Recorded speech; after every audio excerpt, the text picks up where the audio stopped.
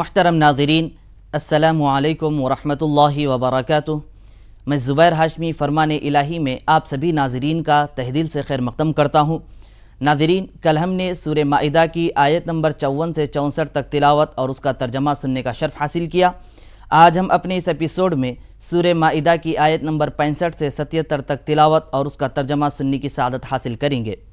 आज की तिलावत की जाने वाली आयतों में अल्लाह ताला ने अपने बंदों के लिए कई हिदायतें और इरशादात फरमा रहा है।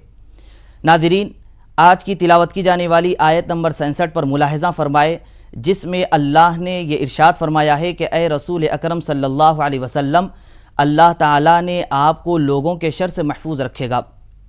वाक़या ये हुआ कि हुज़ूर नबी करीम सल्लल्लाहु अलैहि वसल्लम एक मरतबा सफ़र से वापस तशरीफ़ ला रहे थे। एक मकाम पर पड़ाव डाला, वहाँ पर काफ़िले वाले मुख्तलिफ़ दरख्तों के नीचे आराम कर रहे थे। हुज़ूर नबी करीम सल्लल्लाहु अलैहि वसल्लम भी एक दरख्त के नीचे आराम फरमा रहे थे।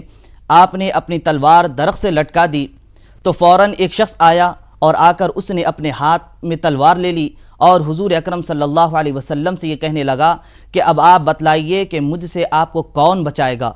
तो हुज़ूर नबी करीम सल्लल्लाहु अलैहि वसल्लम ने ये इरशाद फरमाया है कि अल्लाह मुझे बचाएगा। जब उसने ये बातें सुनी हुज़ूर नबी करीम सल्लल्लाहु अलैहि वसल्लम की ज़ुबान मुक़द्दसा से, तो हैरान और परेशान हो गया और इसी परेशानी के आलम में उसके हाथ से तलवार छूट गई। तो नाज़रीन, हुज़ूर अकरम सल्लल्लाहु अलैहि वसल्लम ने उस शख्स को कोई सज़ा नहीं दी बल्कि उसको माफ़ फरमा दिया। इसीलिए अल्लाह ने यह इरशाद फरमाया है कि वल्लाहु यासिमुका मिनन नास, यानी अल्लाह सुब्हानहु व तआला आपको लोगों के शर से महफूज रखेगा। तो आइए नाज़रीन, मज़ीद मालूमात हासिल करने के लिए सुनते हैं सूरह माइदा की तिलावत और उसका तर्जमा। बिस्मिल्लाहिर्रहमानिर्रहीम। शुरू करता हूँ अल्लाह के नाम से जो बड़ा मेहरबान निहायत रहम वाला है। वलौ अन्ना अहलल किताबि आमनू वत्तक़ौ लकफ़्फ़रना अन्हुम सय्यिआतिहिम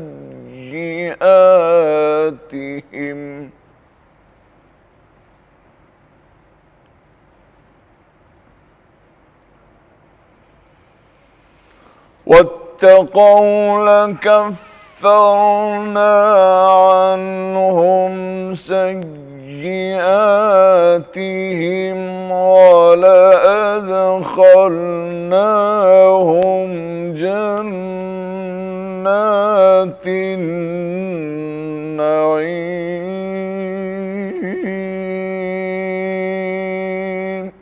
अगर इस सरकशी के बजाय ये अहले किताब ईमान ले आते और खुदा तरसी की रविश इख्तियार करते तो हम इनकी बुराइयां इनसे दूर कर देते और इनको नेमत भरी जन्नतों में पहुंचाते।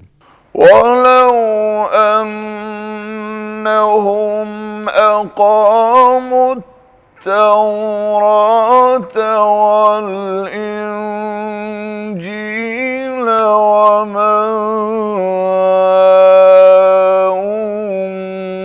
उन्ज़िल इलैहिम मिन रब्बिहिम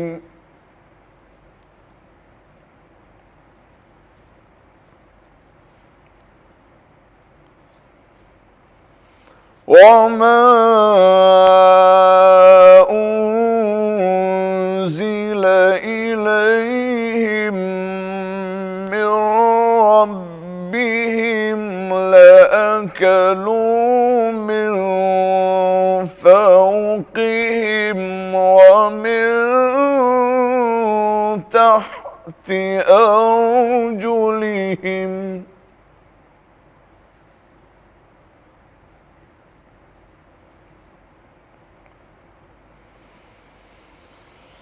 मिनहुम उम्मतुम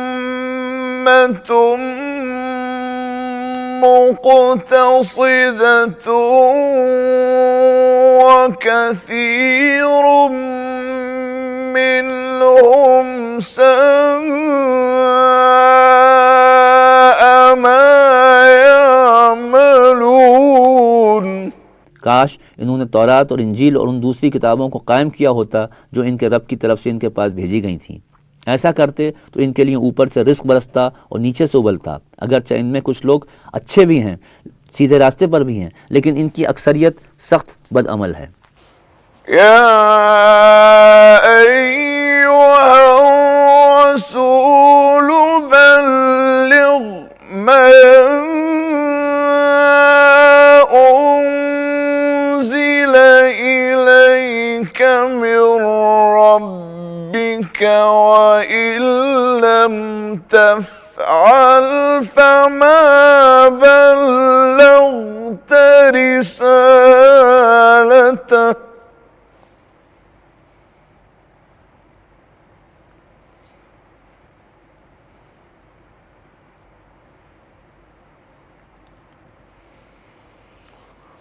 والله يعصمك من الناس إن الله لا يهدي القوم الكافرين।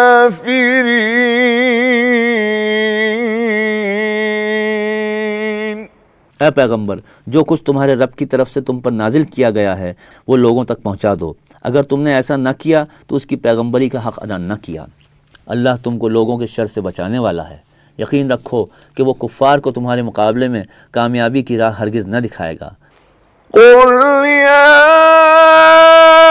أهل الكتاب لستم على شيء حتى تقيموا التوراة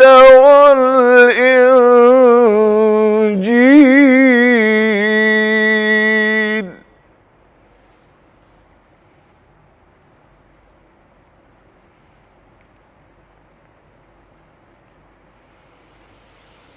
حتى تقيموا التوراة والإنجيل وما أنزل إليكم من ربكم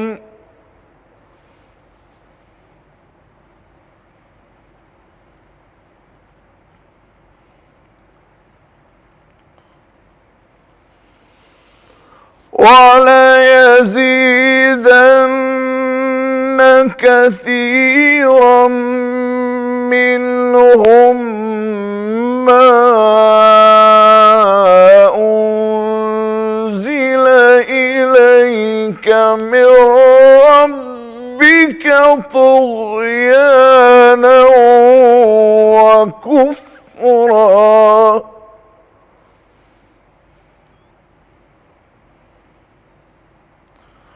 فلا تأس على القوم الكافرين। साफ कह दो कि ऐ अहले किताब, तुम हरगिज़ किसी असल पर नहीं हो जब तक कि तौरात और इंजील और उन दूसरी किताबों को कायम न करो जो तुम्हारे रब की तरफ से तुम्हें नाजिल की गई हैं। ज़रूर है कि ये फरमान जो तुम पर नाजिल किया गया है इनमें से अक्सर की सरकशी और इनकार को और ज़्यादा बढ़ा देगा, मगर इनकार करने वालों के हाल पर कुछ अफसोस न करो। यकीन जानो कि ये इजारा किसी का भी नहीं है।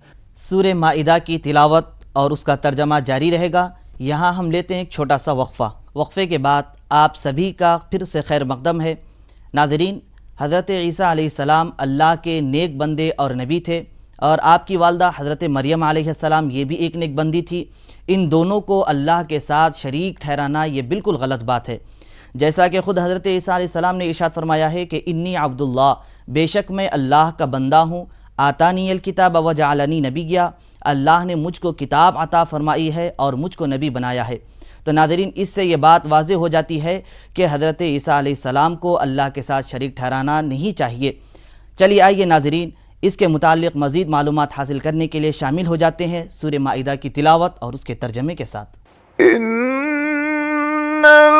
الذين آمنوا والذين هادوا والصابئون والنصارى من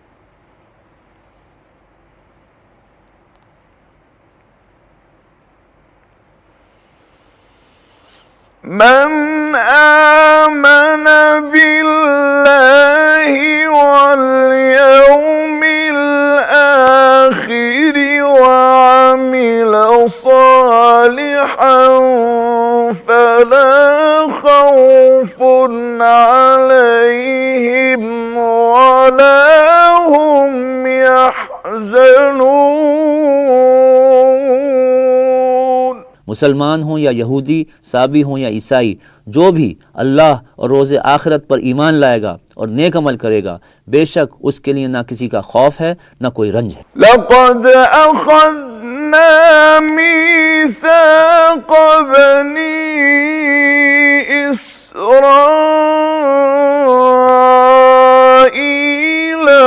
وأرسلنا إليهم رسلا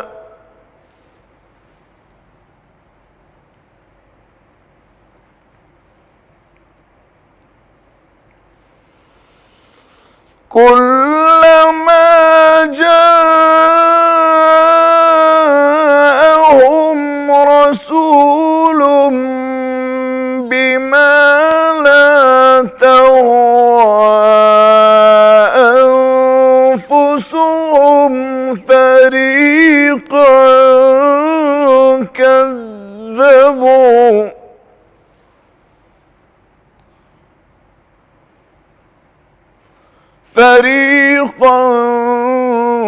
كذبوا وفريقا يقتلون۔ ہم نے بنی اسرائیل سے پختہ عہد لیا اور ان کی طرف بہت سے رسول بھیجے، مگر جب کبھی ان کے پاس کوئی رسول ان کی خواہشات نفس کے خلاف کچھ لے کر آیا تو کسی کو انہوں نے جھٹلایا اور کسی کو قتل کر دیا۔ وحسبوا ألا تكون فتنة فعموا وصموا ثم تاب الله عليهم ثم تاب الله عليهم ثم عموا وصموا كثير منهم والله بصير بما يعملون۔ اور اپنے نزدیک یہ سمجھے کہ کوئی فتنہ رونما نہ ہوگا، اس لیے اندھے اور بہرے بن گئے۔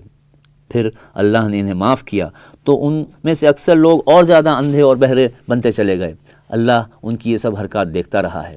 تلاوت اور ترجمے کا سلسلہ جاری رہے گا۔ ہم لوٹ کر آتے ہیں ایک چھوٹے سے وقفے کے بعد۔ مقدم ہے ناظرین، سورہ مائدہ کی آیت نمبر 77 میں اہل کتاب کا ذکر کیا گیا۔ اہل کتاب سے مراد وہ لوگ ہیں جن کی ہدایت کے لیے اللہ سبحانہ و تعالیٰ نے تورات اور انجیل کو نازل فرمایا۔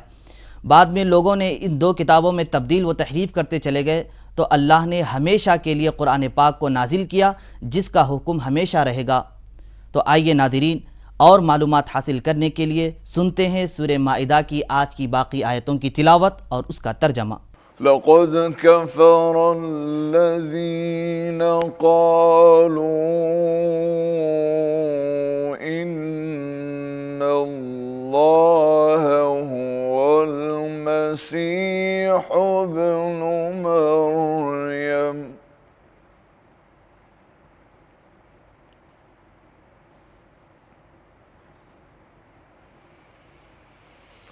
وقال المسيح يا بني إسرائيل اعبدوا الله ربي وربكم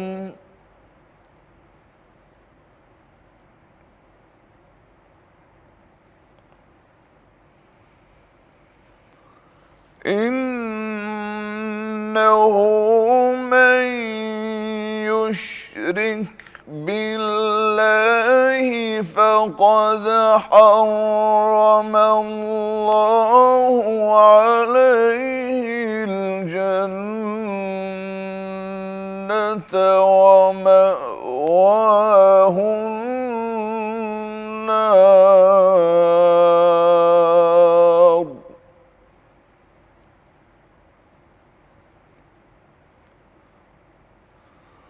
وما للظالمين من أنصار.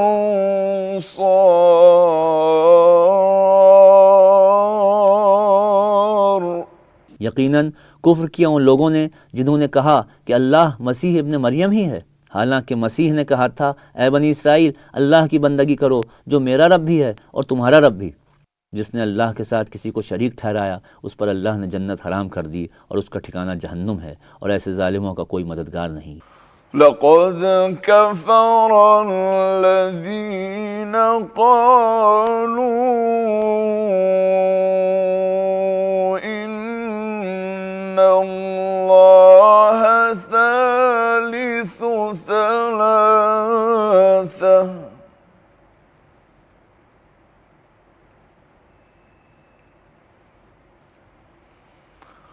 وما من إله إلا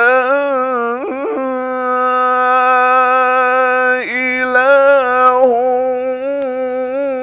واحد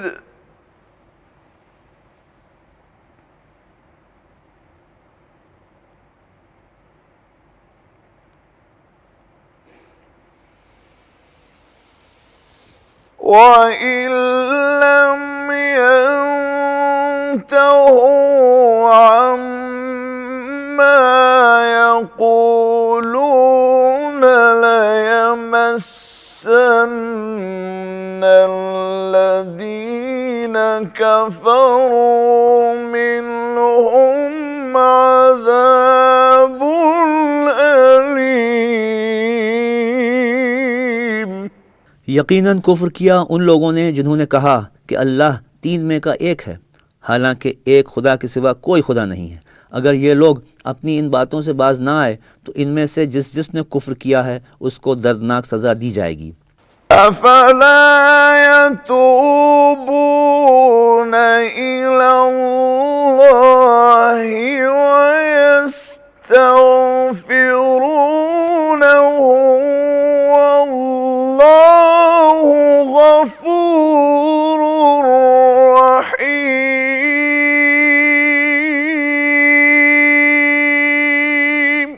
फिर क्या ये अल्लाह से तौबा ना करेंगे और उससे माफ़ी न मांगेंगे? अल्लाह बहुत दरगुजर फरमाने वाला और रहम करने वाला है. المسيح ابن مريم إلا رسول قد خلت من قبله الرسل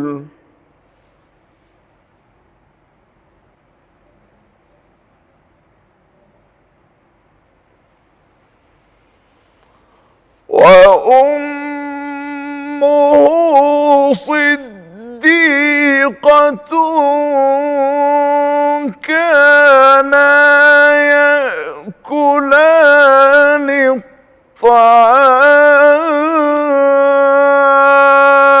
الطعام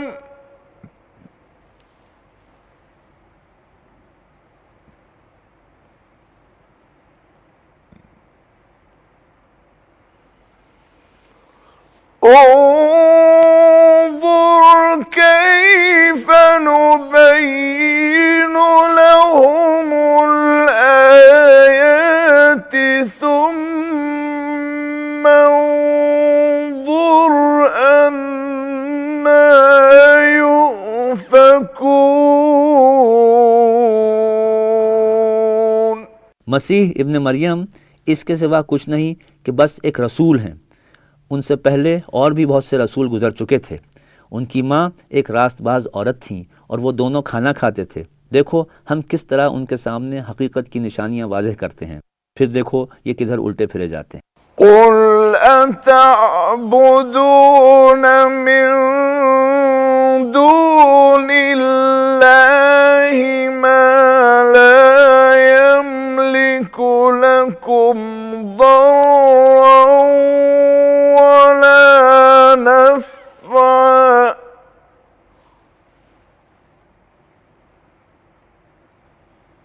والله هو السميع العليم۔ ان سے کہو کیا تم اللہ کو چھوڑ کر اس کی پرستش کرتے ہو جو نہ تمہارے لیے نقصان کا اختیار رکھتا ہے نہ نفع کا، حالانکہ سب کی سننے والا اور سب کچھ جاننے والا تو اللہ ہی ہے۔ قل يا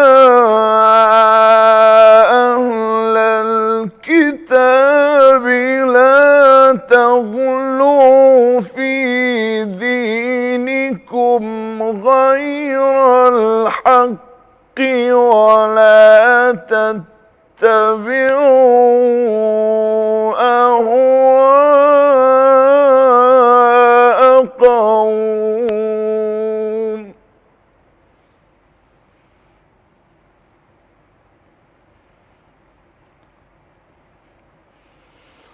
ولا تتبعوا أهواء قوم قد ضلوا من قبل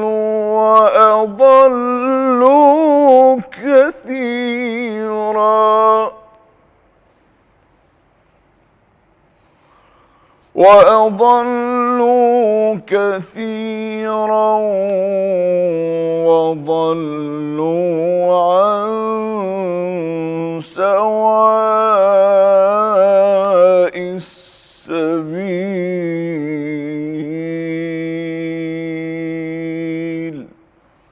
صدق الله العظيم۔